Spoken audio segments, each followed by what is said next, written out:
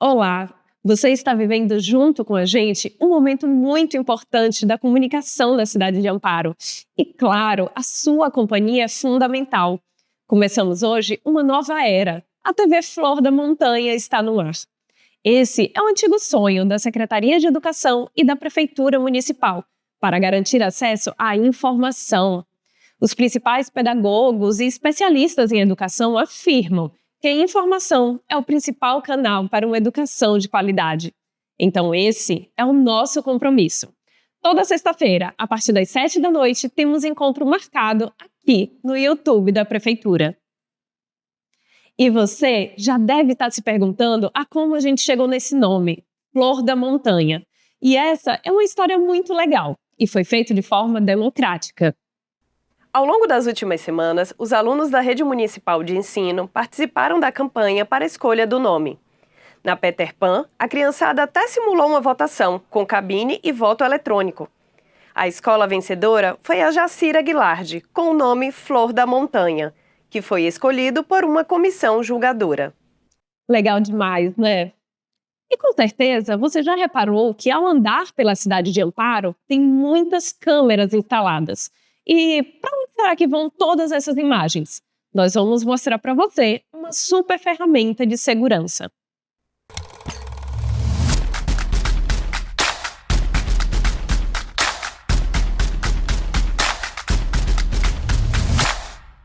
Uma ferramenta tecnológica a favor da segurança. Amparo possui 402 câmeras de monitoramento, 24 horas por dia, trazendo tecnologia e, claro, colaborando para que casos sejam resolvidos rapidamente no município. Tudo isso o coordenador da equipe do monitoramento explicou para a gente e vamos ver como funciona. Hoje a gente dispõe de dois sistemas de monitoramento, que é o sistema DigiForte, onde ele tem as câmeras de monitoramento da cidade, que são câmeras espalhadas em pontos específicos.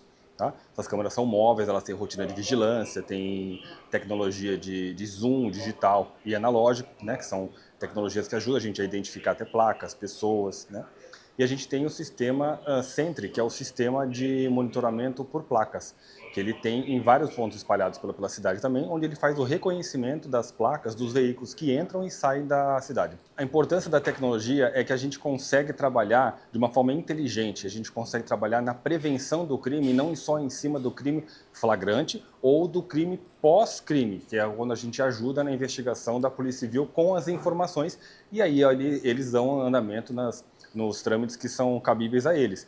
Mas a gente consegue trabalhar numa prevenção no sentido de uma pessoa suspeita na frente de uma escola, um veículo que entrou na cidade e o proprietário tem mandado de prisão, a gente consegue realizar a abordagem dele antes que ele saia da cidade. Então isso ajuda muito a gente a trabalhar de forma inteligente. Nós temos 24 horas pessoas monitorando a cidade, monitorando os pontos de coleta, né, que são de reconhecimento de placa, e monitorando as escolas, postos de saúde, prefeitura, parque ecológico.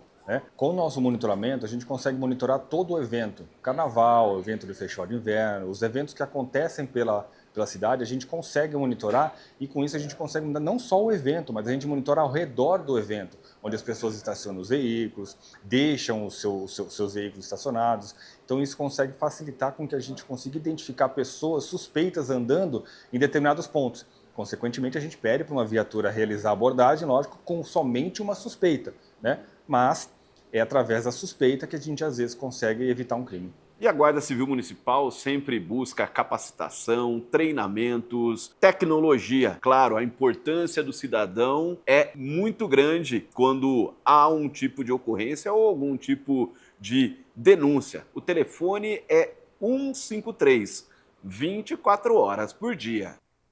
Muito importante que você também participe dessa corrente do bem. Se você flagrar qualquer situação suspeita, ligue na hora para 153. E agora você vai numa verdadeira viagem do tempo e pela história com a gente.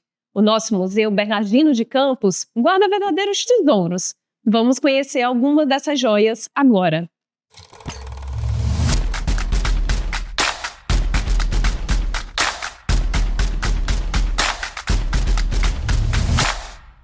"50 anos de história. O Museu Bernardino de Campos guarda a história de Amparo em mais de 3.000 peças nesse prédio histórico, aqui na rua Luiz Leite, número 7, bem no centro da cidade. Quando a gente fala de museu, vem aquela imagem de alguma coisa que conta o passado, mas há locais, por exemplo, que já são instagramáveis, como esta sala, com peças onde você pode fazer aquela foto. Esse é um museu histórico, né? Ele foi constituído com um acervo muito diverso. Então aqui o público que vem encontra certamente alguma coisa que tinha na sua casa ou que tinha na casa dos avós, dos pais, mas ele foi constituído com muitas doações, né? Então ele é formado com um pouquinho de história de várias famílias, de várias pessoas que passaram por Amparo. O museu ele tem 2 pavimentos hoje em dia, né? E a gente está nesse pavimento principal que é no 2º andar. O museu se chama Bernardino de Campos. Bernardino de Campos tem um retrato dele aqui atrás e um pouquinho sobre ele. Ele não nasceu em Amparo, mas ele fez carreira, ele residiu aqui em Amparo e foi uma personalidade muito importante. Então, essa primeira sala é uma sala que eu falo que é de ambientação do museu. Ela vai contar um pouquinho da história e de algumas personalidades que foram importantes para o museu e para a cidade. Bernardino de Campos, que leva o nome do museu, foi uma delas. Então, essa é uma primeira sala de ambientação que mostra um pouquinho sobre a história de Amparo. Então, o que a gente tem nessa sala? A gente tem diversos objetos que faziam parte do cotidiano das famílias amparenses, né?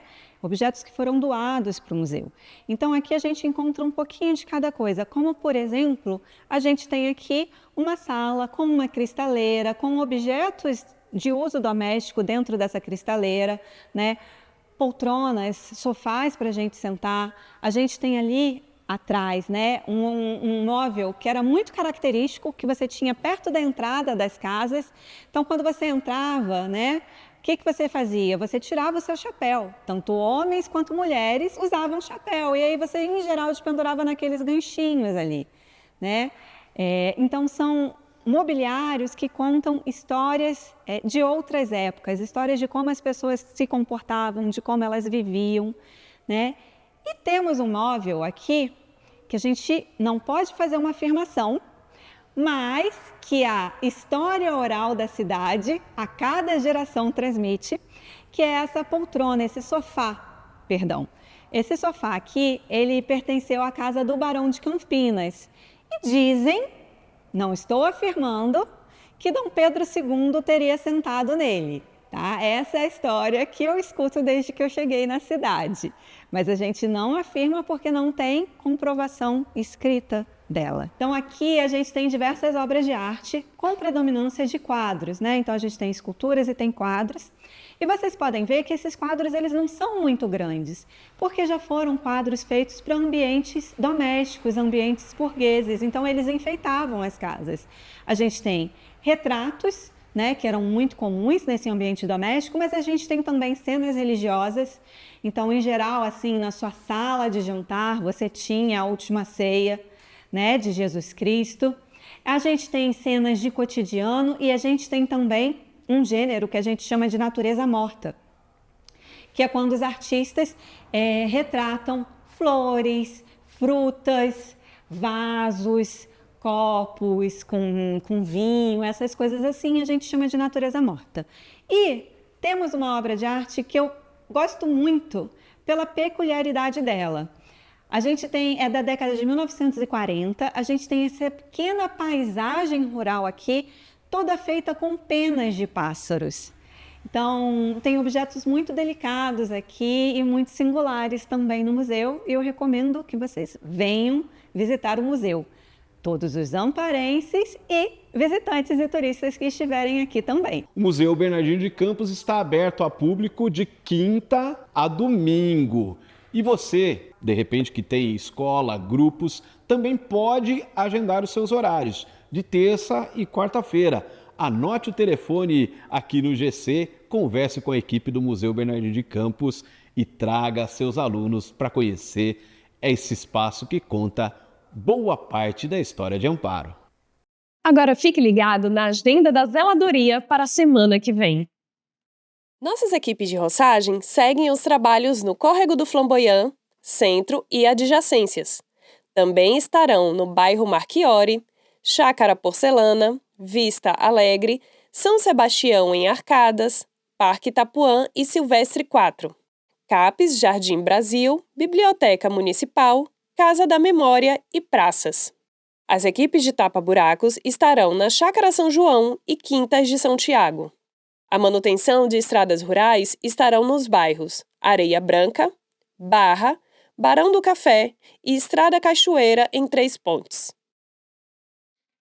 Aqui no Jornal da TV Flor da Montanha, você também fica por dentro de tudo o que acontece no esporte.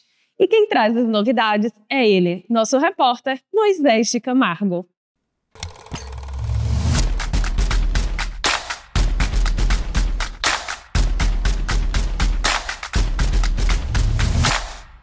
Tudo bem, Fran? Tudo bem? Para você que está ligado aqui na nossa TV Flor da Montanha, tô aqui no Bolão, onde vai movimentar todo o mês de maio e até o mês de meados de outubro e novembro, tem jogos escolares de Amparo. O futsal abre a competição com os meninos do Mirim e Pré-Mirim, mas tem muita coisa que vai acontecer até o final do ano. Tem queimada, jogos de mesa, voleibol, mais de 700 crianças de escolas municipais, estaduais e particulares de Amparo participam dessa festa do esporte.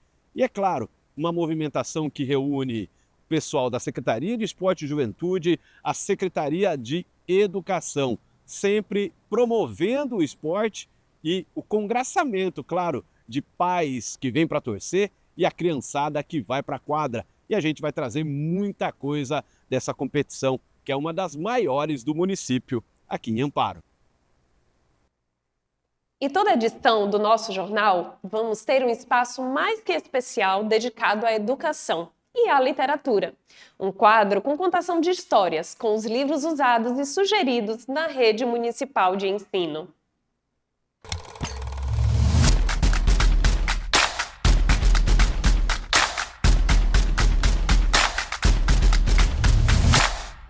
Pessoal, olha só que legal! Agora, toda semana, o nosso jornal vai ter um quadro especialmente dedicado à leitura. Isso mesmo! Você, papai, você, mamãe, que já estão aí acompanhando a rotina dos seus filhos, as atividades escolares, realização das tarefas, olha que bacana! Por que não vocês acompanharem conosco esse quadro e ali junto dos seus filhos? Olha que enriquecedor! Um incentivo não somente à leitura, mas também ao conhecimento, à imaginação, às descobertas. Sim, porque os livros são verdadeiros universos e através deles é que formamos um mundo melhor. E aí, preparados? Apertem os cintos, a viagem vai começar. Quem vai ficar com o pêssego? Havia um grande pêssego maduro que tinha um cheiro muito gostoso e parecia delicioso. Quem vai ficar com o pêssego? A girafa alta, o crocodilo de boca grande, o rinoceronte pesado, o macaco esperto, o coelho saltitante e a lagarta inquieta. Todos queriam ficar com o pêssego. Quem vai ficar com o pêssego? A girafa alta, esticando ainda mais o seu pescoço, disse: que tal se o mais alto de nós ficasse com o pêssego? Não vale subir em alguma coisa para ficar mais alta. A cauda não conta. Não vale também ficar na ponta dos pés. Estão vendo? Eu sou a mais alta, logo o pêssego deve ficar para mim. Mas, assim que a girafa se abaixou para comer o grande pêssego maduro, para! Disse o rinoceronte pesado, batendo forte no chão. Que tal se o mais pesado de nós ficasse com o pêssego? Então a lagarta perguntou: como vamos nos pesar? O rinoceronte respondeu: cada um de nós senta de um lado da balança e do outro lado colocamos pedras. Todos concordaram.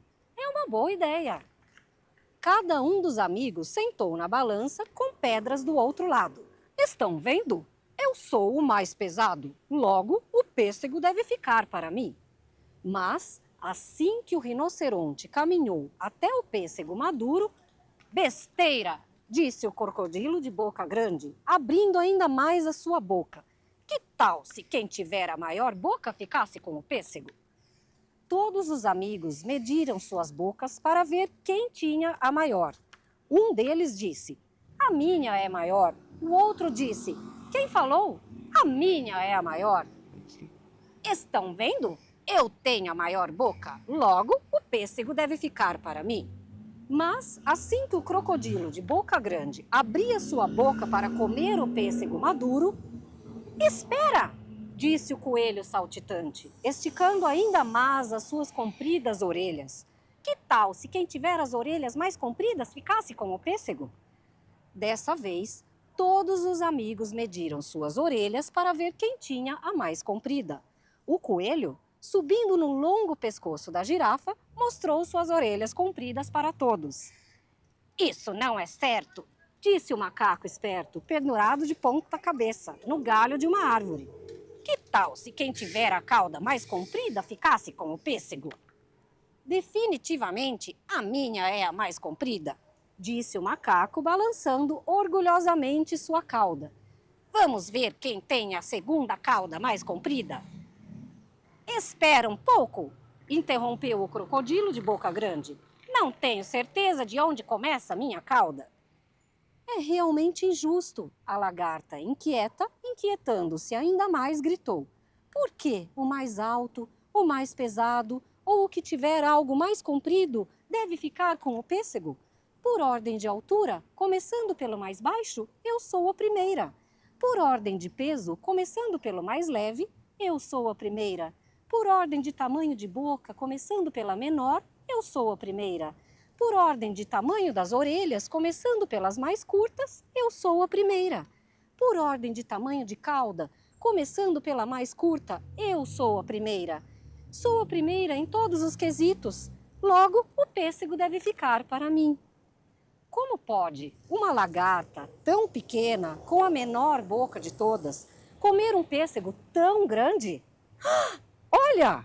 A lagarta fez um buraquinho na casca do pêssego e rapidinho se enfiou dentro dele para comê-lo.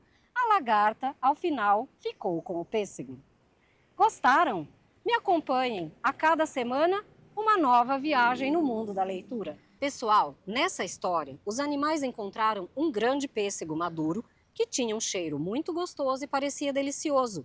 Todos ficaram com muita água na boca. A girafa, o crocodilo, o rinoceronte, o macaco, o coelho e a lagarta.